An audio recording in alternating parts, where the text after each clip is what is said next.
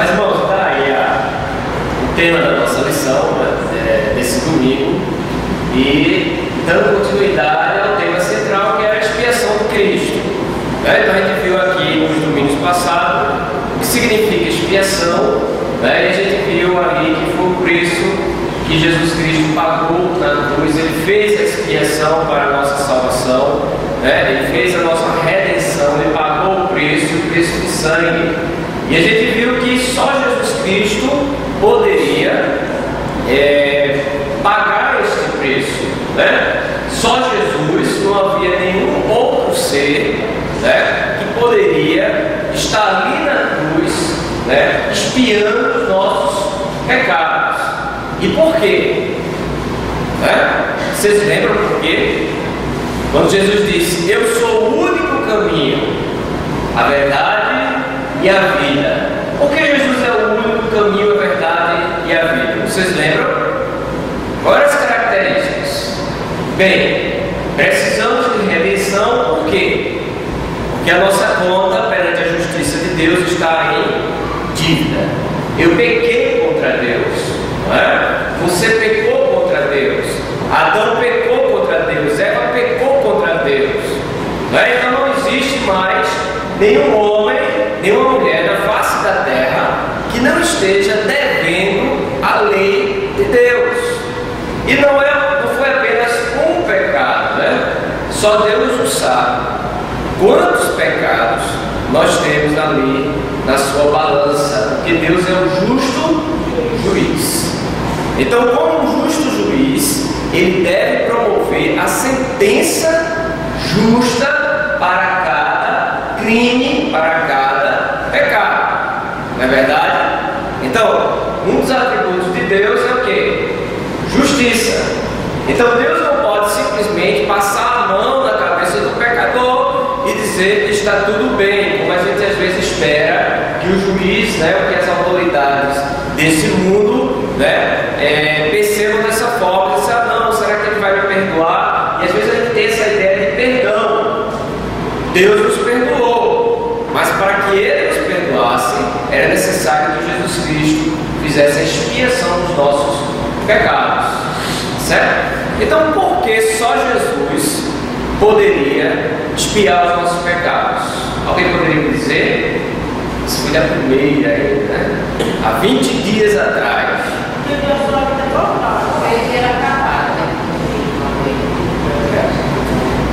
O nosso Salvador tinha que ter algumas características, tá certo? Não ter pecado e ser eterno. Bem, uma delas é não ter pecado, tá bom? Então, Jesus foi gerado no ventre, né? Jesus é o quê? Homem e Deus, lembra? E o Verbo se fez carne e habitou entre nós. Assim diz, né, lá no Evangelho de João. O Verbo é o quê? A segunda pessoa da Trindade, tá certo? Então Jesus é Deus. Mas, para que ele fosse nosso Salvador, ele teria que ser nosso irmão, nosso representante, fazer parte da família humana, assim como Adão foi o nosso primeiro representante, ok? Foi por isso que Jesus teve que nascer, né, como homem, e foi gerado ali no ventre de Maria, sem ajuda, né? Jesus não foi gerado de uma forma natural, mas diz que ele foi obra do Espírito Santo do Senhor. E quando o Espírito Santo do Senhor estava gerando no ventre de Maria a humanidade de Cristo, o corpo e a alma, ali, né, o homem, Cristo, né, de Jesus, ele não foi afetado pelo pecado. Então Jesus era o único homem na face da terra, ali nos evangelhos, né, que não havia nenhum pecado, nasceu sem nenhum pecado, ok? E viveu sem pecado algum. A palavra de Deus diz que ele cumpriu toda a lei. Então o nosso Salvador, ele teria que não ter pecado e ter vivido, né, cumprindo toda a lei. Mas isso não seria suficiente. Por quê? A nossa ofensa foi contra um ser eterno. Por isso que A condenação a gente chama que é condenação o quê? Eterna. É assim que a gente diz? Por quê? Eu não ofendi uma criatura. Eu não ofendi um homem igual a mim. Eu ofendi ao Senhor dos Senhores, ao Criador dos céus e da terra. Eu ofendi a fonte da vida, aquele qual sustenta todos nós, aquele qual é chamado Todo-Poderoso, o Deus, Senhor, o Rei dos Reis.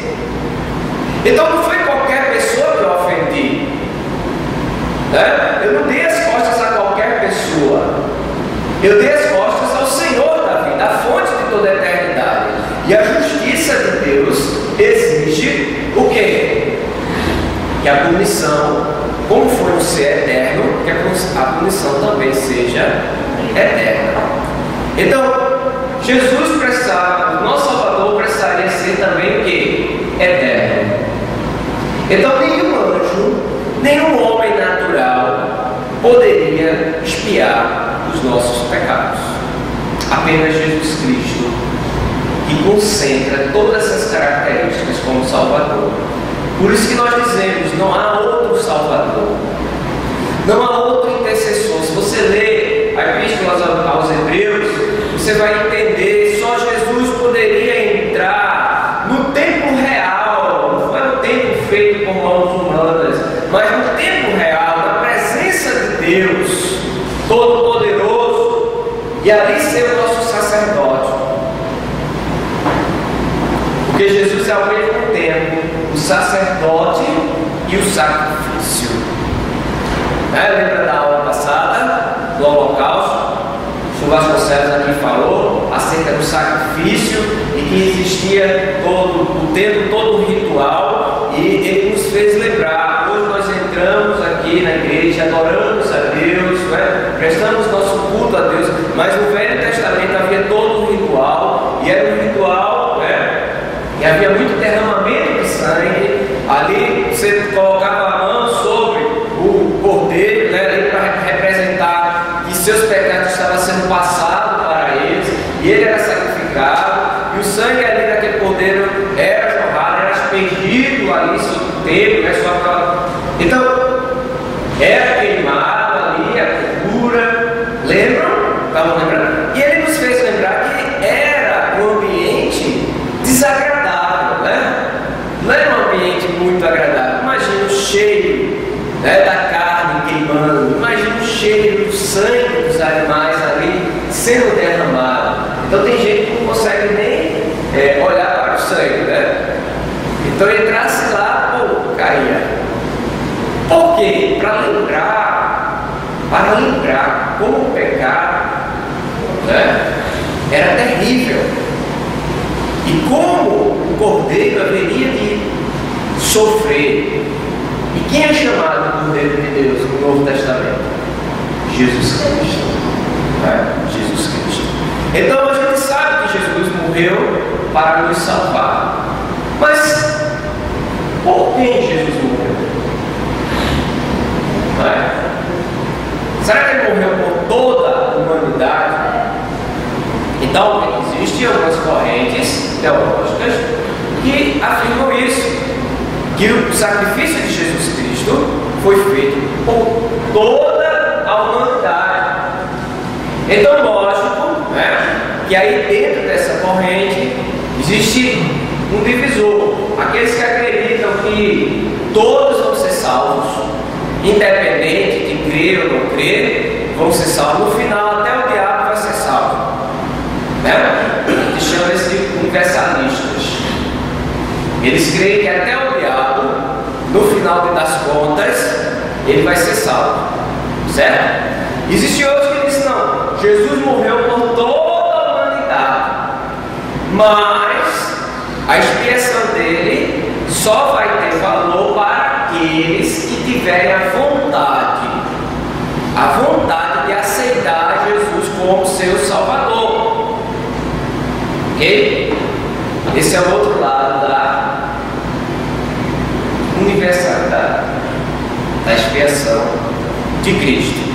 Ela está aí à disposição de qualquer homem, só basta ele ter vontade.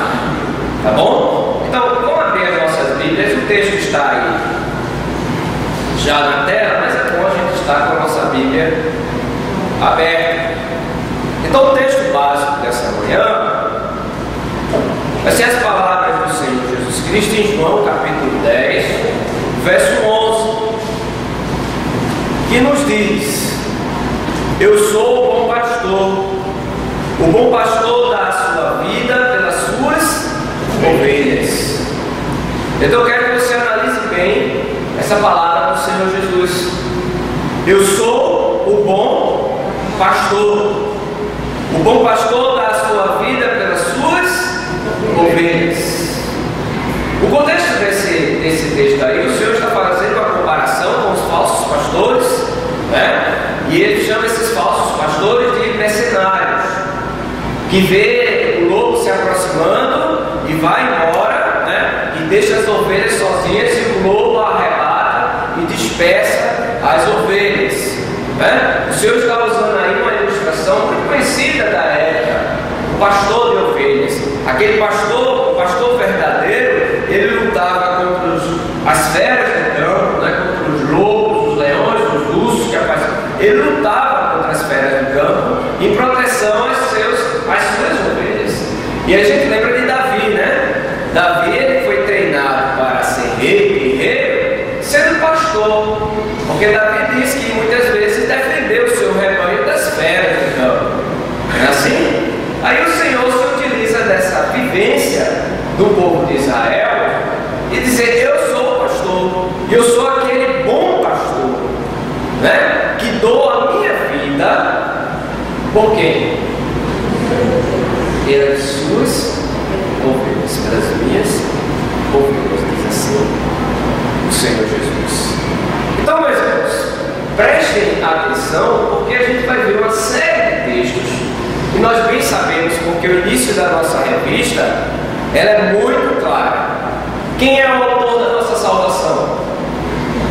Deus. Quem tomou a iniciativa da nossa salvação? Deus. Quem elege para ser salvo? Deus.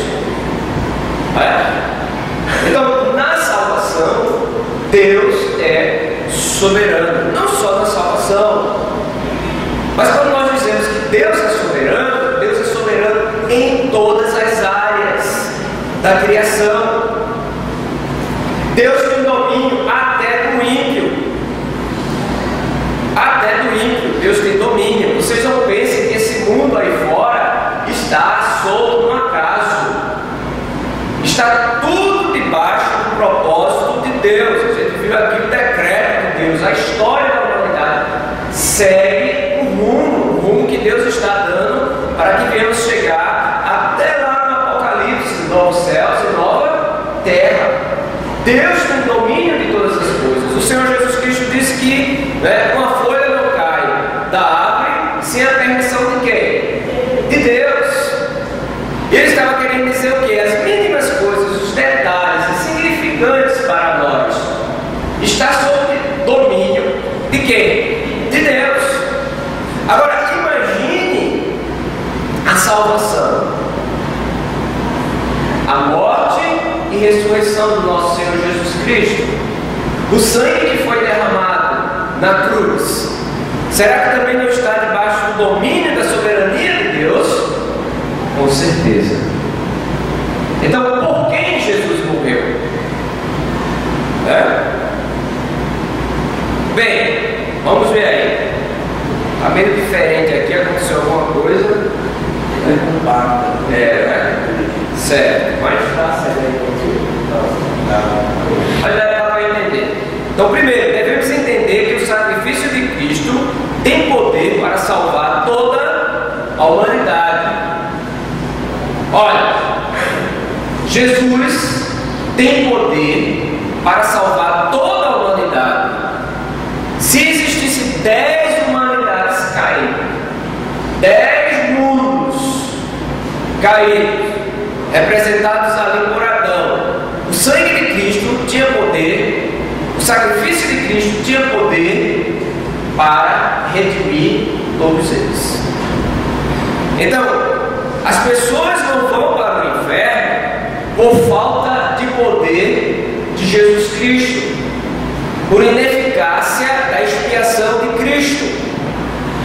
ou incompetência do Espírito Santo em não convencê-las do pecado. Vocês estão compreendendo? Porque existe uma aula no mundo evangélico que diz o seguinte, que a expiação foi feita por toda a humanidade, mas ela não tem eficiência porque o homem não quer, impede, O Espírito Santo está sempre implorando, sempre dizendo, olha, arrependei-vos dos vossos pecados, chamando o homem ao arrependimento, olhar para Cristo, crer na morte de Cristo pelos teus pecados, mas o Espírito não consegue convencer esse homem pecador a sair do caminho do pecado. Então é um espírito impotente. Eu gosto sempre de lembrar essa ilustração que aconteceu há muito tempo que eu conversava com um irmão, um seminarista, e ele era radicalmente aquele chamado arminiano roxo. Eu não aceito isso é um absurdo falar que Deus deixa o homem para o inferno. Não, Deus está se esforçando para salvar o homem, todos os homens, o homem que tem um coração duro. E eu cheguei para aquele seminarista e disse, olha, como é interessante o que você está me dizendo, que você está dizendo que o Espírito Santo de Deus não consegue salvar a maioria dos homens. Porque, meus irmãos, prestem atenção que é uma minoria que se salva. E eu disse a ele naquele momento que uma empresa chamada Coca-Cola é mais eficiente do que o Espírito Santo nesse sentido. Por quê? Eu vou fazer uma pergunta aqui, você levanta a mão bem rápido. Quem tomou já uma Coca-Cola aqui? Hoje não, na vida. Quem? Você já tomou um copo de Coca-Cola? Não, uma garrafa. Aí eu disse, olha, a Coca-Cola convenceu você a tomar um líquido preto, um líquido preto, que tem um cheirinho estranho e que você não sabe o que tem dentro. Você não sabe a fórmula da Coca-Cola. É um segredo guardado chanchados. E a Coca-Cola conseguiu fazer com que o mundo inteiro, são poucos os lugares no mundo que não existe, a marquinha da Coca-Cola. É uma das marcas mais conhecidas de refrigerante. Ela conseguiu convencer quase a humanidade toda a tomar aquele líquido, sabendo que faz mal para a saúde, tem uma série de coisas aí, e o Espírito Santo não conseguiu convencer a maioria da população, a maioria da humanidade, de que está caminhando para o inferno. Então veja que loucura, meus irmãos. Que loucura pensarmos assim. O Espírito Santo é o Todo-Poderoso. Deus, quando diz para o homem, venha à minha presença, quem pode resistir? Ninguém. Se Deus disser para você hoje, venha à minha presença, você morre aí mesmo e vai para a presença dele. Quem pode calcular? Quem pode dizer, eu não vou morrer? Quem? Ninguém. Deus é soberano. E a soberania de Deus, ela é declarada nas Sagradas Escrituras, ela é muito evidente nas Sagradas Escrituras. Então Jesus Cristo, quando estava na cruz, ele tinha o poder, o seu sacrifício tinha o poder de salvar toda a humanidade, mas isso não foi o plano de Deus, porque se fosse o plano de Deus, toda a humanidade seria salvo, porque o Espírito Santo é a terceira pessoa da Trindade, ele é Deus, ele é todo-poderoso, e quando ele quer convencer alguém, ele convence. Primeiro, porque só ele pode gerar nova vida. Nós estudamos aqui regeneração, que a salvação começa com o novo nascimento, e o novo nascimento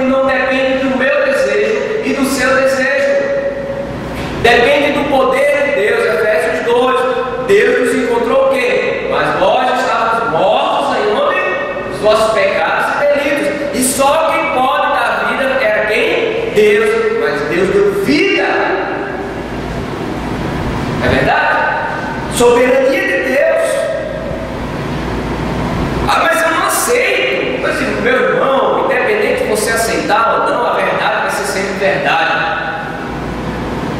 Os homens aí fora não aceitam que existe um único Deus, todo-poderoso, Criador dos céus e da terra, o qual é juiz de todos, e que no dia que eles morrerem vão estar na presença desse Deus. Eles não aceitam, mas é verdade.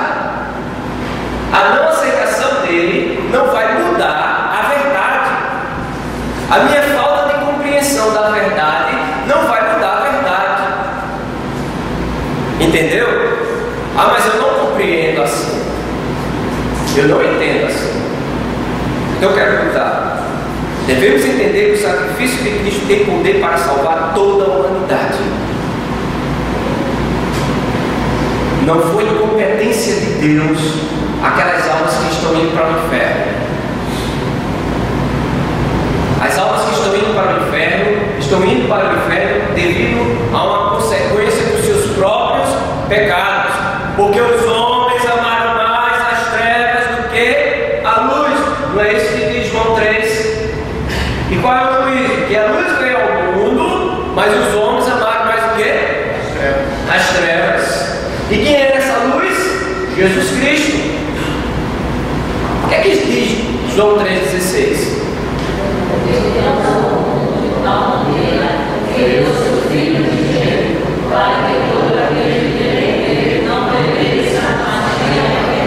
É assim que está gravado na semente. Aí logo depois diz: mas a luz veio ao mundo, mas os homens amaram mais as trevas do que a luz. A gente viu ali em Romanos que a disposição do homem era o que? Má. E Deus entregou o homem devido a isso como castigo, deixá-lo caminhar os seus próprios caminhos. Né? Então, a expiação de Cristo tem poder para salvar a todos. Porém, a salvação só é eficaz para quem? Os eleitos. A doutrina da eleição. A Bíblia diz que Deus escolheu um povo para ser seu. E Cristo morreu na cruz por este povo. A expiação de Cristo, ela só é eficaz, né? Cada gota de Cristo derramada, a cada gota do sangue de Cristo derramada na cruz, nunca foi em vão. Jesus na cruz sabia exatamente por quem ele estava morrendo. Você crê nisso? Você já pensou que Jesus lá na cruz já pensava em você? E ele sabe exatamente a quantidade de eleitos, porque lá na cruz ele recebeu a punição do seu pecado pessoal. Toda vez que você mentiu, está lá. Porque a palavra de Deus diz que tem uma palavra, né, que sai da nossa boca, vai ser desconsiderada na hora do juízo. E Deus conhece o que passa na nossa mente, o que passa no nosso coração, o que sai da nossa boca, o que a gente faz no oculto e o que a gente faz no público, porque Deus é onisciente, Ele sabe de todas as coisas. E nós, quando pecamos na presença de Deus, porque Ele é onipresente, Ele está presente em todos os lugares ao mesmo tempo, inclusive dentro de nós. Ok? Então, percebemos a salvação pela perspectiva do ser de Deus e não pela perspectiva do homem. Porque se eu for olhar para a perspectiva do homem, a perspectiva do homem é limitada. Entendeu? Entenderam? Então eu sei que tem muita gente que não entende a doutrina, né, da eleição, a doutrina da predestinação. obstinação, porque não entendem a soberania de Deus neste mundo. Deus tem domínio de todas as coisas. Eu já disse aqui, há uma ação do Espírito Santo até no coração dos ímpios. Quando você vê um bom pai, uma boa mãe, quando você vê um cidadão honesto, quando você vê aí as pessoas fazendo caridade, não tenha dúvida que o Espírito de Deus está agindo no coração daqueles que estão aí fora e que não tem Cristo como Salvador. É chamado pelos teólogos de graça comum, aquela graça dada por Deus, que Jesus, nos disse: olha, meu Pai faz chover, na terra do ímpio, na fazenda do ímpio e na fazenda do justo, do mesmo jeito. Então, sede semelhantes ao Pai, que é bom tanto com os injustos, também com os justos. Então, há uma ação do Espírito Santo de Deus no mundo, mas não é uma ação salvífica. Aí onde está a expiação, é uma ação de Jesus Cristo salvífica. Por isso que ela é direcionada apenas aos eleitos. A aplicação da expiação de Cristo é limitada aos quem? Eleitos. E aí a gente vai ver alguns textos. Está aí já Romanos 9, 14, 15. Dá para vocês lerem aí na transparência? Tá? Então, que diremos, pois?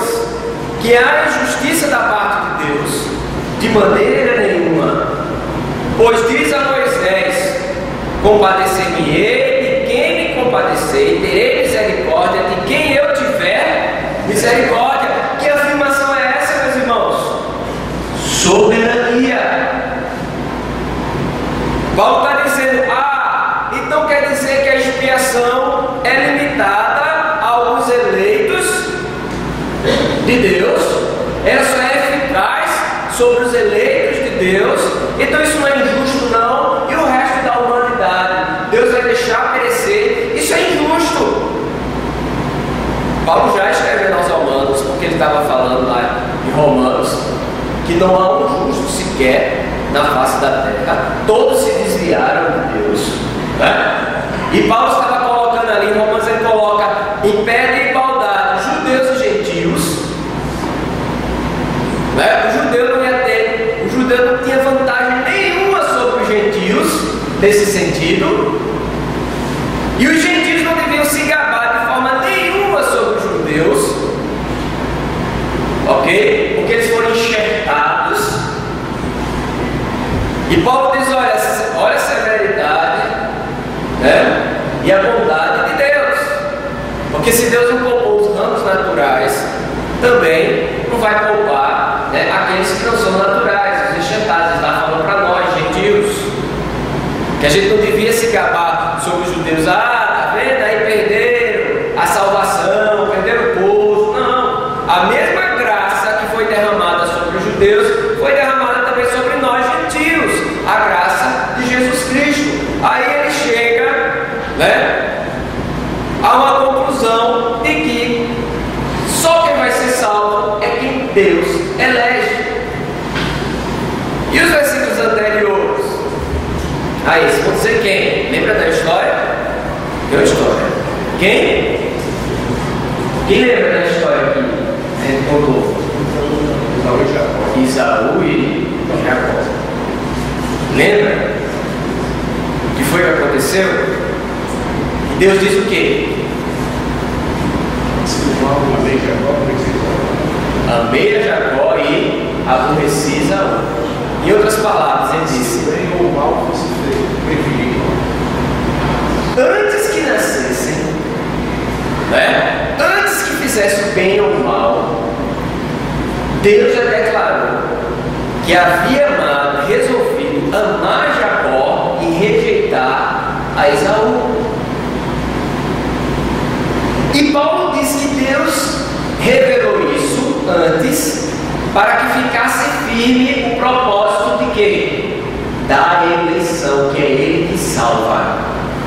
E aí está o contexto desse texto, que Paulo disse: então diremos, pois, que há injustiça da parte de Deus? Impossível, porque Deus é justíssimo.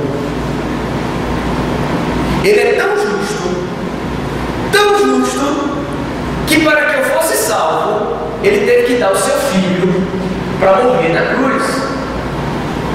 Na cruz de Cristo eu vejo a justiça de Deus e o seu amor profundo, a sua justiça perfeita e seu amor perfeito. Porque, meus irmãos, prestem atenção, na nossa mente falha, limitada, você que tem filho, você daria o seu filho para morrer por um criminoso? Vê uma bala ali, vai matar o criminoso, você jogaria o seu filho na frente da bala para que o criminoso morresse? De jeito nenhum. Que morra! Não é assim? A nossa mente não funciona assim? Que morra! Esse desgraçado merece. Não é assim?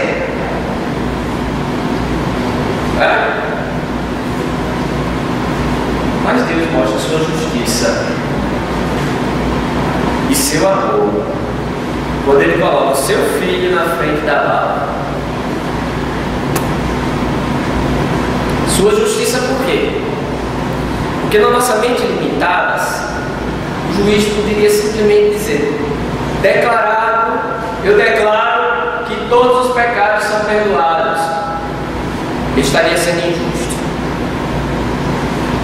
Porque eu não posso, como juiz, mesmo nesse mundo, se a lei diz ali que é um crime capital, alguém sabe o que é um crime capital aqui? Alguém sabe? Um crime que merece a morte. Eu, como juiz, eu não posso mudar a sentença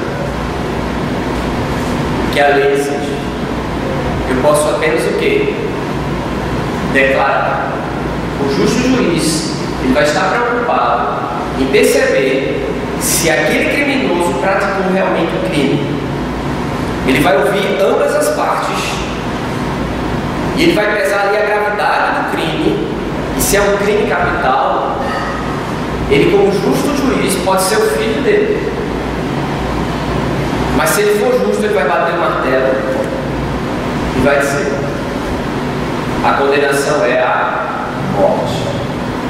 A justiça de Deus obriga. Lembra que eu disse que Deus não pode fazer tudo? Que Deus é um todo-poderoso. A gente diz: Deus pode fazer tudo. Deus pode fazer o que quiser. Não é nem assim, não. Nada fora de Deus pode coagir Deus a fazer alguma coisa. Agora, o seu próprio ser é quem o dirige. Então, como faz parte dos seus atributos? Justiça. Ser justo, ele não pode ser injusto. Não pode ser arbitrário. Arbitrário. Vocês estão entendendo isso? A posição de Deus como juiz? Então, Deus não podendo ser arbitrário, ele faz o quê? Qual é o plano dele? Veja que maravilhoso mistério. E é quando Paulo diz, ele fica cantando, louvando ao Senhor, fica meditando nessas coisas. Se Deus é por nós, quem será contra nós? Se Deus é que nos justifica, quem nos ousará nos acusar? Porque Deus fez o quê? Da sua justiça. A justiça pedia a morte.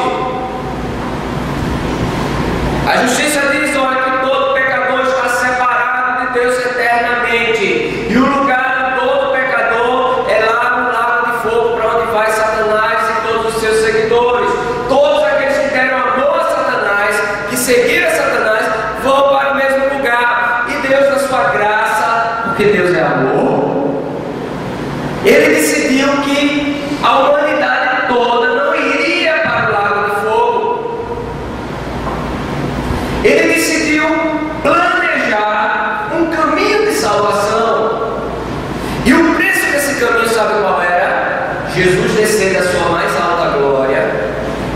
Filho unigênito de Deus Pai Todo-Poderoso, que é Deus, descer da sua mais alta glória, tomar uma natureza humana, se humilhar, vivendo, nascendo como uma criança, no lugar dos animais. Você sabe aí a história, né? Do nascimento de Cristo, suportar os pecadores ao seu redor e morrer. Não é de uma morte qualquer, não. Do pior tipo de morte que existia na época. A morte é legada para os criminosos. Morrer como um maldito, pendurado numa cruz. Expiação pelos nossos pecados. Derramar a sua vida pelos criminosos. E quem são os criminosos? Nós. Aí Paulo diz: que diremos, pois? A injustiça da parte de Deus? De maneira nenhuma. Pois ele diz a Moisés: compadecer-me-ei de quem me compadecer, terei misericórdia de quem tiver misericórdia. Deus tem o direito de salvar quem ele quer. Assim como ele tinha o direito de mandar todo mundo para o inferno, como ele tinha o direito de não trazer a existência à humanidade. Deus é Deus, eu não estou falando como homem. Independente do que você pensa, do que eu penso, Deus sempre foi Deus. Deus não precisa de mim para nada. A glória de Deus nem aumenta nem diminui com a minha existência, meus irmãos. Eu nasci para glorificar a Deus, mas se Deus não me criasse, a glória dele não seria menor do que é hoje. Vocês estão entendendo? Deus é o único ser autossuficiente, não precisa de nada, de ninguém para existir. Ele se satisfaz nele mesmo. Eu já disse a vocês aí, tem meninos na fé dizendo aí que Deus criou os homens. Deus criou os homens porque estava se sentindo sozinho. Deus nunca se sentiu sozinho. O Pai, o Filho e o Espírito Santo têm comunhão plena, perfeita. Eles são felizes ao extremo, perfeitamente, comunhão alegre. Deus criou como um ato de misericórdia, de bondade, de amor, trouxe as suas criaturas para a existência. Nós é que fomos maus com Deus. Nós é que demonstramos ingratidão, vivendo como se Ele não existisse, dando as costas a Ele e dando ouvido ao seu inimigo, Satanás. Nós é que fomos criminosos, os mais terríveis criminosos, porque olhamos para a fonte da vida e agredimos a fonte da vida. Atacamos a fonte da vida. Nos rebelamos contra a fonte da vida. Somos extremamente maus contra Deus, injustos, ingratos. Deus nos dá tudo e chamamos Ele de mentiroso. Deus é paciente conosco e fazemos aquilo que o irrita, que desperta a sua ira, porque somos assassinos, somos ladrões. Pastor, eu nunca matei ninguém. Você já odiou alguém? Você já sentiu raiva de alguém? Porque Jesus disse que aquele que odeia o seu irmão o matou. E a justiça de Deus não é só aquela, né, do ato em si. Quando eu pego uma faca ou pego uma bala e pá, atiro. Ou eu faço como aquela esposa, né? Meu marido ali, depois de vender as empresas, riquíssimos, tem uma discussãozinha, né, segundo o defensor dele, né? Tem uma discussãozinha, ela se descontrola, pega uma arma, pá, mata o marido, e depois parte o marido em vários pedacinhos, coloca dentro da mala e sai com ele por aí. Somos extremamente maus, irmãos. Se Deus nos deixar sozinhos, nós seremos iguais aos demônios. E um demônio não tem piedade de nada. Isso é sério. Por isso que Jesus Cristo teve que subir ali na cruz e derramar o seu sangue por nós. Porque o pecado não é brincadeira. Deus é injusto? Pelo contrário.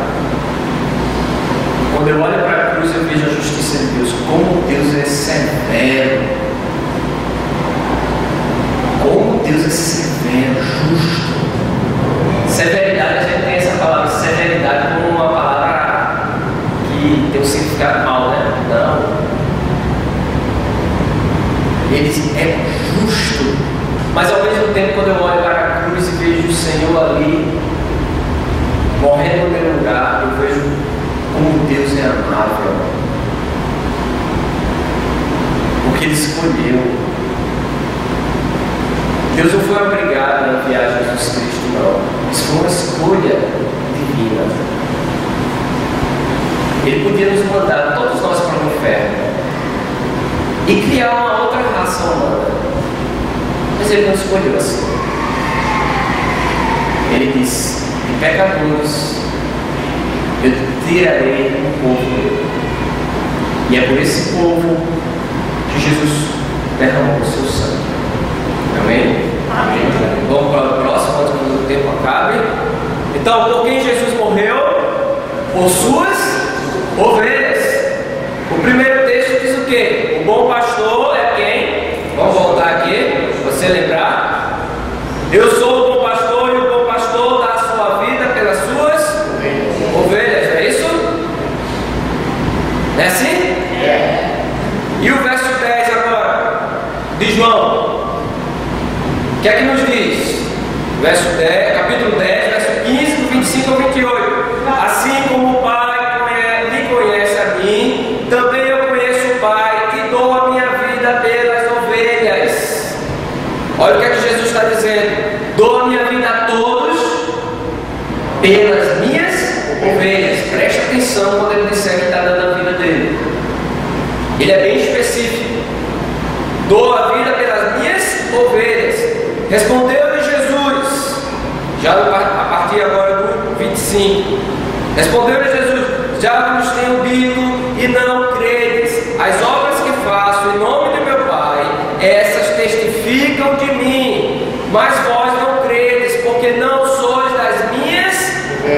Então, se eles não são das ovelhas de Cristo, Cristo não dá a vida por eles. Perceberam a diferença? Não sois das minhas ovelhas, como já vos tenho dito. As minhas ovelhas ouvem a minha voz, e eu as conheço, e elas me seguem. Dou-lhes a vida eterna, e nunca hão de perecer, e ninguém as arrebatará das minhas mãos. As minhas ovelhas. Meus irmãos, preste atenção que Jesus está fazendo uma separação aqui. Ele está falando ali com os fariseus, e os fariseus estão dizendo: diz para mim se tu és o Cristo ou não. E Jesus disse: eu já disse. Mas sabe por que vocês não ouvem? Porque vocês não são minhas ovelhas. Eu não dou a minha vida por vocês. Jesus está fazendo uma separação aqui. Jesus está dizendo lá no capítulo 15, ou no verso 15, que dava a vida por quem? Pelas suas ovelhas. E no 25 ele encontra aí os fariseus questionando. Ele diz: vocês não são minhas ovelhas. Aí o interessante é que ele diz: as minhas ovelhas ouvem a minha voz. O que é que Jesus está querendo dizer com isso? Elas me conhecem, elas me obedecem e elas me seguem. Jesus novamente está falando aí, meus irmãos, o Espírito de Deus vai fazer com que os eleitos escutem a voz do Salvador, creiam no Evangelho, tenham o seu coração regenerado, capacitado para ouvir o chamado do Salvador, o chamado do bom pastor. Por isso que Jesus disse, aqui, que as minhas ovelhas ouvem a minha voz, e que aqueles que estavam ali questionando a Jesus não eram ovelhas deles, não ouviam o que Jesus estava dizendo, porque as obras de Cristo e as suas palavras já demonstravam que Ele era o Salvador. Jesus falou para os seus discípulos várias vezes que ia dar a vida.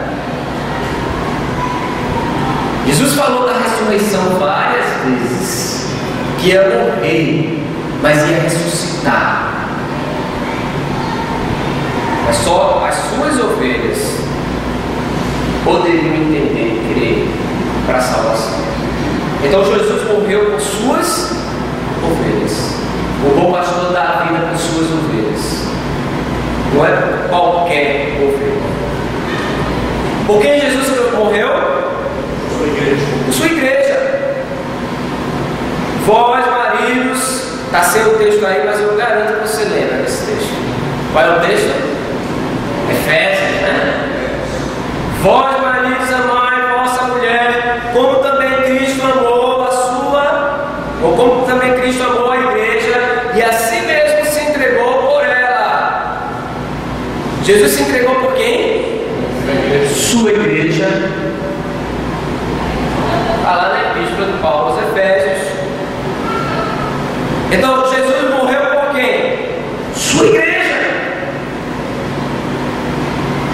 Não foi por qualquer um. Se entregou por ela para quê? Para santificar, purificando-a com a lavagem de água pela palavra, para apresentar a si mesma igreja gloriosa, sem mácula, sem ruga, nem coisa semelhante, mas santa e irrepreensível. Para que Cristo morreu por nós? Para sermos santos como Ele é santo, para sermos semelhantes a Ele. Então Cristo morreu por quem? Pela sua igreja. Interessante que o apóstolo Paulo aqui faz essa ilustração, essa junção, né, do casamento, que é a união entre um homem e uma mulher, uma só carne. E ele diz assim para o homem: você tem que dar a vida por sua esposa e sua família. Assim como Cristo fez isso pela igreja. Cristo amou tanto a igreja que deu a vida por ela. Preste atenção que não diz aqui pelo mundo, pela humanidade, diz pela igreja. E a igreja não é toda a humanidade. A igreja é o quê? Parte da humanidade. Uma parte. E a gente somos os remanescentes. Uma pequena parte. A igreja, toda a história da humanidade, ela nunca foi maioria. Já prestaram atenção nisso? Então Deus vem salvando quem Ele quer. Ok? Então Jesus deu a vida por quem? A sua igreja. Por quem Jesus morreu?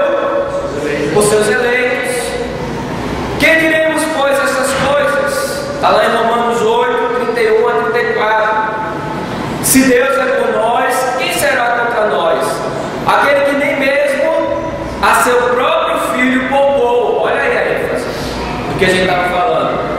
Antes o entregou por todos nós.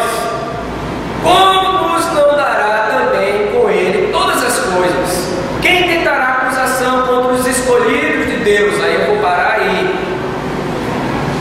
Porque no início, os versículos anteriores que estamos lendo, Paulo está falando sempre o quê? Nós. Não é? Veja, que diremos, pois, estas coisas? Se Deus é por quem? Nós. E ele está falando por quem? A carta está direcionada a quem? A igreja. Por nós. Percebam que Paulo não está dizendo pelo mundo inteiro.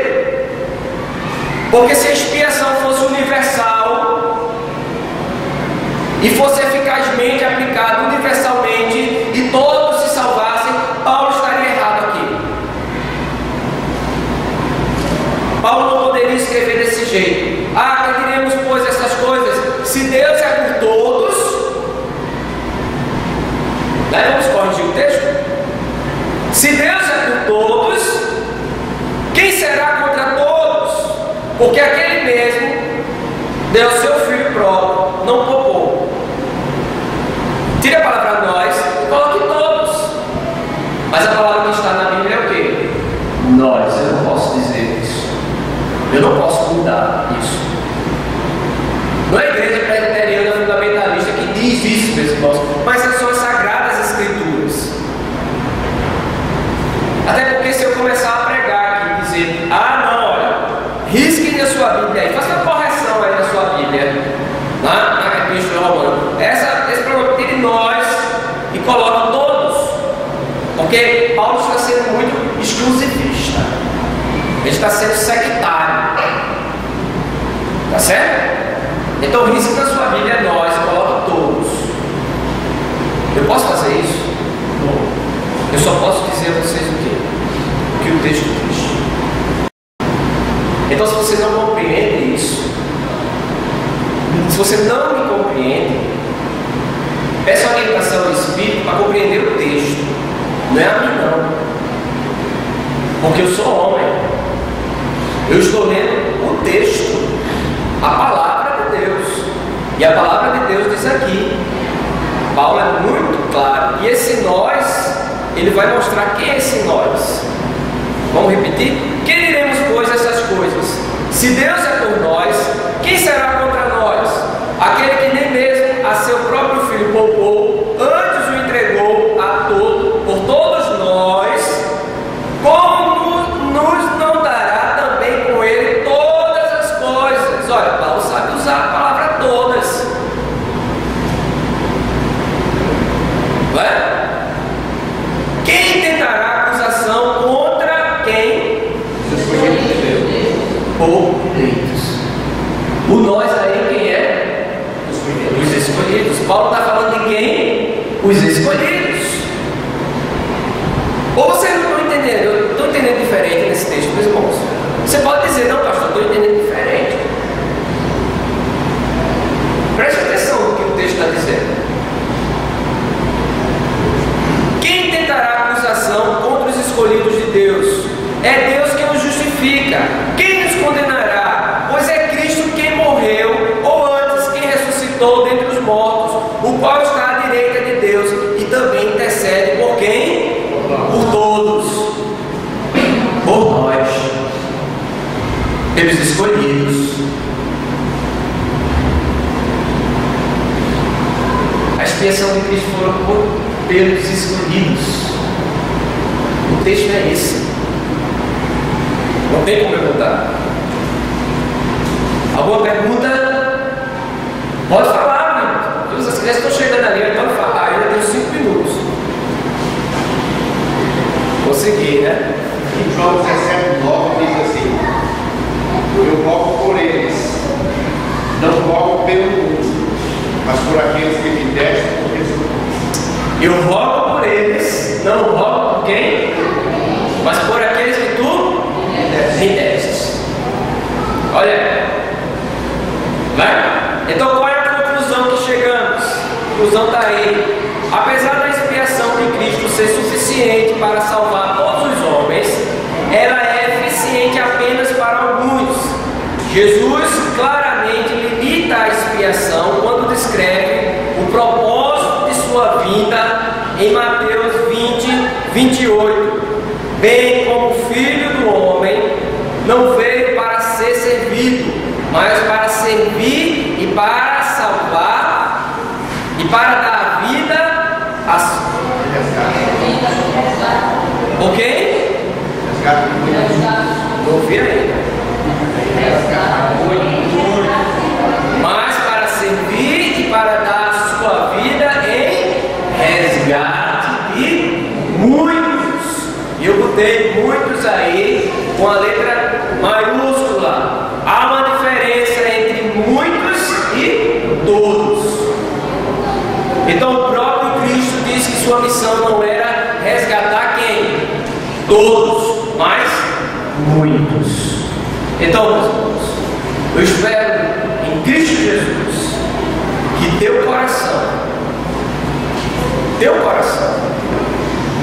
aceite esta verdade com alegria e glorifique a Deus,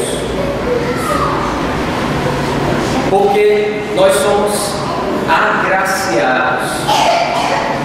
Nós somos extremamente abençoados, porque Deus poderia nos deixar nos nossos próprios caminhos, nos nossos próprios pecados. Mas Ele nos amou de tal maneira que Ele enviou Jesus Cristo para morrer na cruz.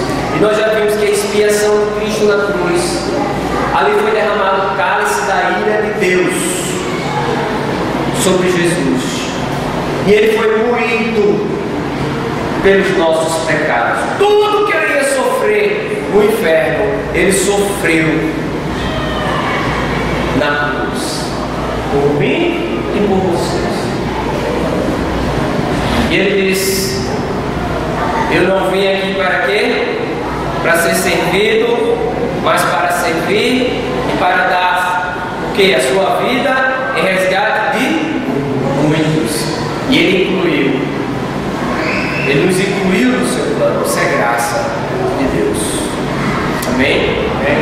Então que Deus continue nos abençoando, né? E que venhamos crescer no entendimento e na maturidade, né, espiritual. Amém?